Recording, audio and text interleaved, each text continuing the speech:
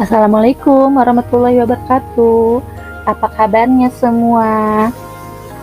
Alhamdulillah ya, kita ketemu lagi bersama Ibu Mulyana di pembelajaran PKN kelas 8. Kita memasuki materi baru, bab baru ya di semester 2 ini.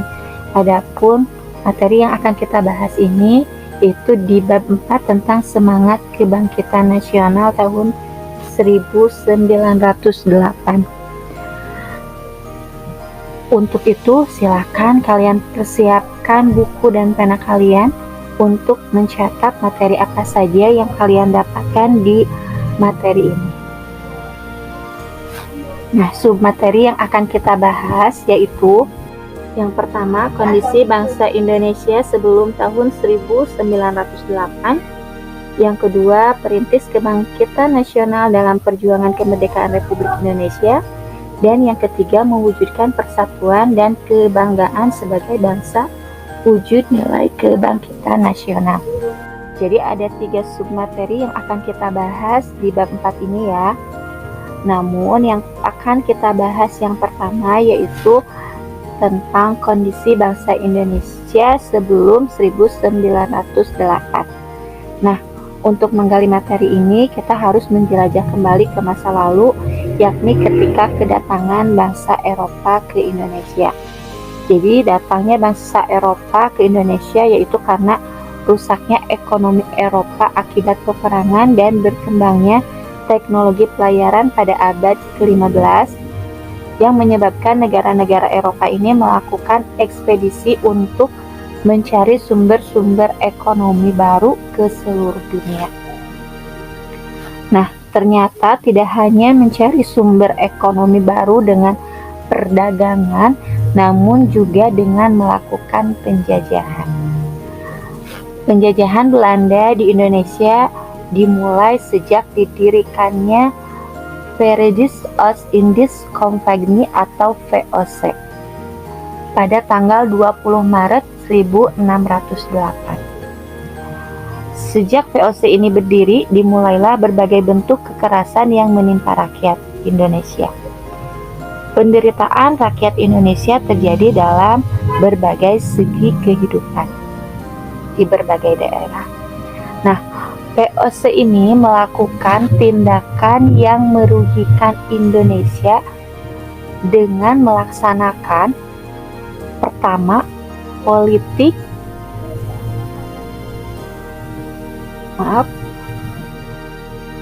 yang pertama yaitu politik divide et impera atau adu domba, yaitu saling mengadu domba antara kerajaan yang satu dengan yang lain atau mengadu domba di dalam kerajaan itu sendiri.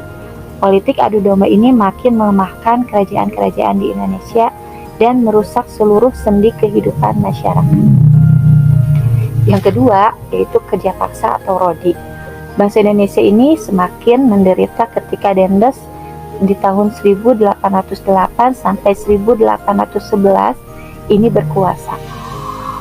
Upaya kerja paksa atau rodi yang dilakukan guna membangun jalan sepanjang Pulau Jawa dari Anyer sampai Panarukan itu dilakukan untuk kepentingan militer, membuat rakyat semakin menderita.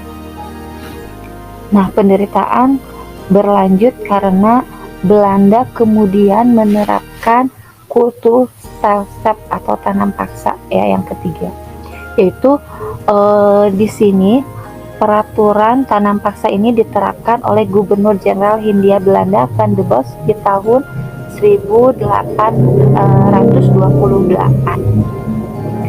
Nah, sistem tanam paksa ini mewajibkan rakyat menanami sebagian dari sawah dan atau ladangnya dengan tanaman yang ditentukan oleh pemerintah dan hasilnya diserahkan kepada pemerintah. Namun, tanam paksa ini menyebabkan rakyat diperas bukan hanya tenaga saja, melainkan juga kekayaannya, sehingga mengakibatkan banyak sekali rakyat yang jatuh miskin. Di pihak lain, penjajah mendapatkan kekayaan bangsa Indonesia yang melimpah untuk membangun negara Belanda dan menjadi negara kaya di Eropa. Jadi kita sudah bekerja keras, tapi hasil dari kita pun diambil, dan itu mereka manfaatkan untuk negaranya sendiri ya.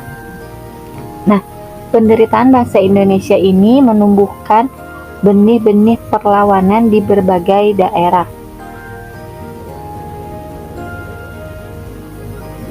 Perjuangan melawan penjajah dipimpin ulama atau kaum bangsawan seperti Sultan Hasanuddin di Sulawesi Selatan, Sultan Agung Tirtayasa di Banten, Tuanku Imam Bonjol di Sumatera Barat, dan Pangeran Diponegoro di Jawa Tengah.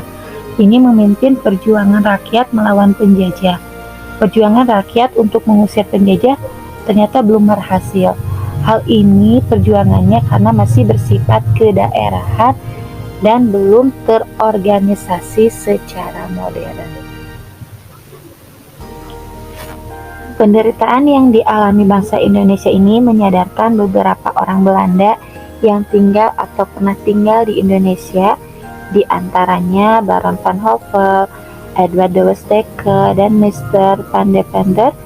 Edward de Westdekker ini terkenal dengan nama samaran Multatuli atau menulis buku Max Havelaar pada tahun 1860. Jadi dia terkenalnya itu karena menulis buku ya. Nah, buku ini mengembangkan bagaimana penderitaan rakyat Lebak Banten akibat penjajahan Belanda.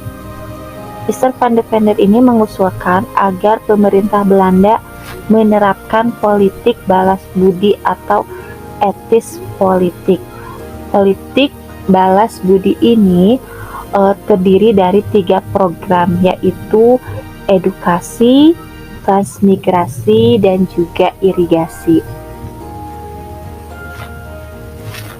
Atas desakan di berbagai pihak, akhirnya pemerintah Belanda menerapkan politik balas budi.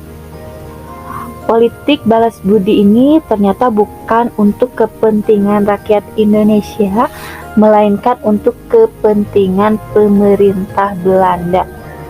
Contohnya, seperti irigasi yang dibangun untuk kepentingan pengairan perkebunan milik Belanda.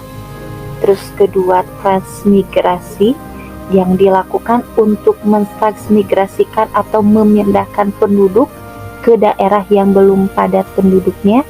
Dan yang ketiga, membangun sekolah atau edukasi yang bertujuan untuk menyediakan tenaga terampil dan murah. Nah, di sisi lain ternyata pembangunan sekolah ini melahirkan dampak positif dari berbagai bangsa ya, dari bangsa Indonesia. Maaf. Jadi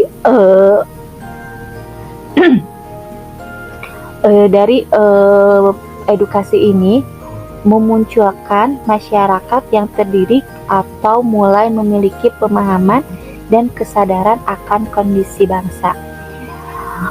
Yang sebenarnya bangsa Indonesia itu pada saat itu kondisinya itu masih bodoh, terbelakang, dan kemiskinan merajalela. Mereka yang mengenyam pendidikan dan sadar akan nasib bangsanya selanjutnya ini akan menjadi tokoh-tokoh kebangkitan nasional. Nah, mungkin hanya itu materi kali ini yang bisa Ibu sampaikan. Terima kasih, sampai ketemu di materi berikutnya. Untuk tugasnya ada di bawah ya. Terima kasih. Wassalamualaikum warahmatullahi wabarakatuh.